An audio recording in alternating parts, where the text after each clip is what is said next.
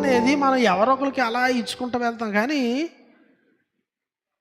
ఈ కడపటి వారు మొదటి వారు అయ్యారు చూడండి. ఈ కడపటి వారు వాళ్ళకి తెలియదు. వాళ్ళు అన్నారు, ప్రభువా మేమెప్పుడు నువ్వు రోగివై ఉన్నప్పుడు మేము చూడడానికి వచ్చాము అంటే, మిక్కిలి అల్పులైన నా సహోదరులు ఒకరికి మీరు చేశారు కనుక నాకు చేశారు. వీళ్ళు స్వస్థపరచలేదండి. మనం చాలాసార్లు ఏంటంటే ఒక స్వస్థపరిచేవారిగా ఉండాలనుకుంటాం, ఏదో చేశారనుకుంటాం. నువ్వేం చేయక్కర్లేదు. ఆ తీర్పు దినాన నిలవబడ్డానికి నువ్వు చేయగలిగింది ఏంటంటే వెళ్ళి పరామర్శించు, దుఃఖంలో ఉన్న వ్యక్తి దగ్గర నుంచో. నేను రోగినై ఉంటిని నన్ను స్వస్థపరిచితిరి అని బైబిల్లో లేదు.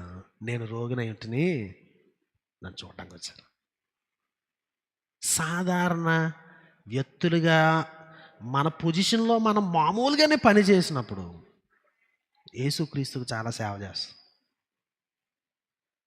మనం ఎక్కడో ఉండాలని ట్రై చేసి ఏదో ఇది మన సాధారణతను పోగొట్టుకుంటే, ఈర్ష్య చేత నింపుకుంటే మనం ఎప్పటికీ కూడా ప్రభు కొరకు ఏ కార్యాలు చేయలేం.